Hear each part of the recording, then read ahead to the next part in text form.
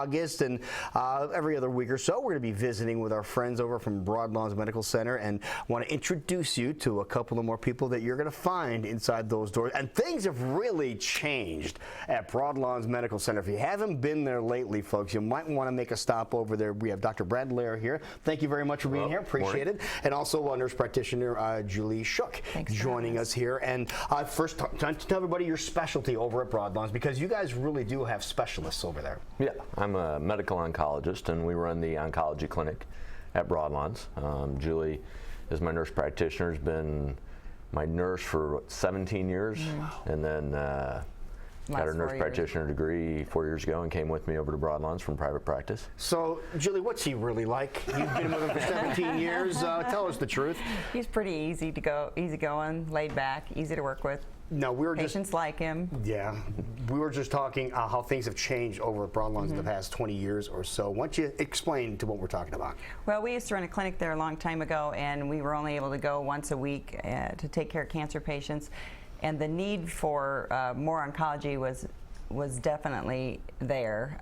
Patients were having to drive to Iowa City for some services, and now we're able to provide all those services right at Broadlawns for the most part. And what services would those include? New patient consults, chemotherapy, injections. We do a lot of targeted therapies directed towards cancers.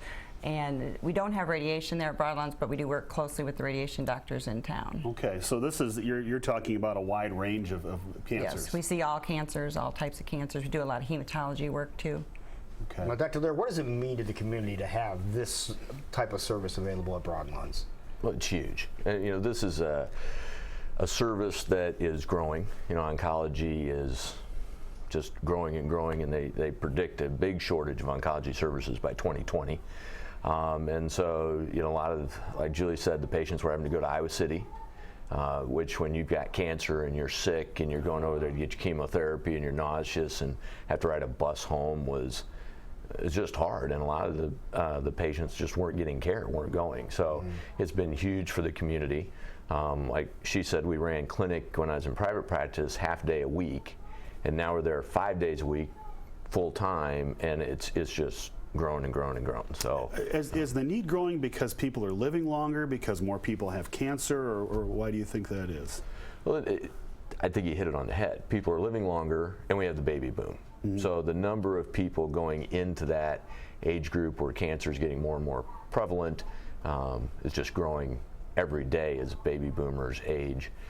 And so we're just going to see a larger number of cancers. It's not that cancer is happening more per 100,000 people or so, but there's just more people in that age group, so you would just see a larger need. Is this a typical type of situation, especially with men, when people put off coming in for too long and maybe hurt themselves in that? Julie's shaking her head yes before you even finish the question. Yeah. That is a difference now that when we were in private practice, most patients had coverage and had insurance, so we would see patients early in their disease process. We've noticed since we've gotten to Broadlawns, patients have delayed because of lack of insurance at times to come to the doctor. So we're seeing further advanced cancers in younger people that we hope that trend will change as insurance has now, more patients are insured, so we will hope to see better outcomes for patients. And in theory, everyone will eventually be insured. And in theory, yes. It probably won't happen, but so you should be able to see more people. And who do you want to see? Anybody? Anybody. Yeah, that was the question we asked last time Broadlawns was here, is the doors are open, but to who? The doors are open to anybody and everybody, and that's the nice thing. I mean, just because you have insurance doesn't mean you can't come to Broadlawns. See, some people, to be honest with you, some people thought that. Yeah. They really did, but that's not the case. No, we'll see anybody. You know, we love seeing people with insurance. That's always good, good business. But we take care of everybody. So if you are completely uninsured, you know, you come in the door, we're going to figure out how to take care of you, and we're going to figure out how to take care of you in a way that doesn't break the piggy bank. I think that's what a lot of people are scared of. It's going to be so expensive, and I can't do it, and so we're going to, you know, our finance department's excellent. We're going to figure out how to take care of everybody. So whether you have no insurance, have insurance with big gaps in coverage, too much out-of-pocket expense, or you're fully insured, you can come to Broadlawns. Our clinic's open for everybody that has cancer. We'll I think this is see you one and of the take care of things you. we want to make sure people realize. So even if you do have a regular physician that you see, maybe you can't get an appointment right away, which seems to be the case a lot of times now. But you really need to be seen by someone. You can go to Broadlawns and walk in. Oh yeah, they have a walk-in clinic, and they have a real good referral process.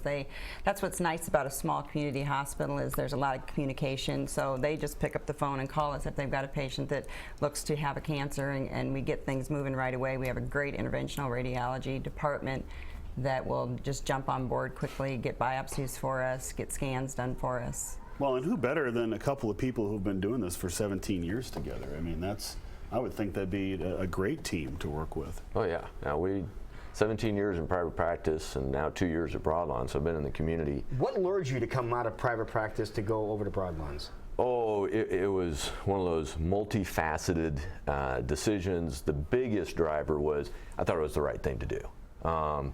It just, in my makeup, maybe it's because I have a father and a grandfather and great-grandfather, all ministers, that we need to take care of the community. And there was just a gap in coverage in the community with Broadlawns not getting covered. So that was a driver to go over there. It was good for me in my personal life. My boys were heading into high school. They're swimmers, very active.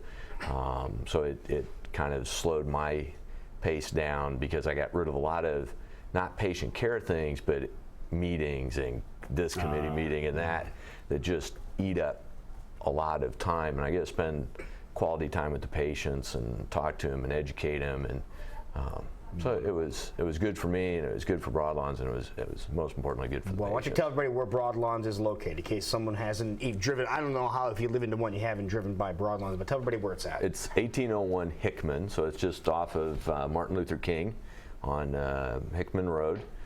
On the north side? North side of the road. North side of Hickman. I'm directionally impaired. So I used to live over there. I know, I got you covered. As long as you know left and right, then we're good. That's how I am. You got to get turn left here. Well, thank you two for being here. This was great having you. Thank you so much.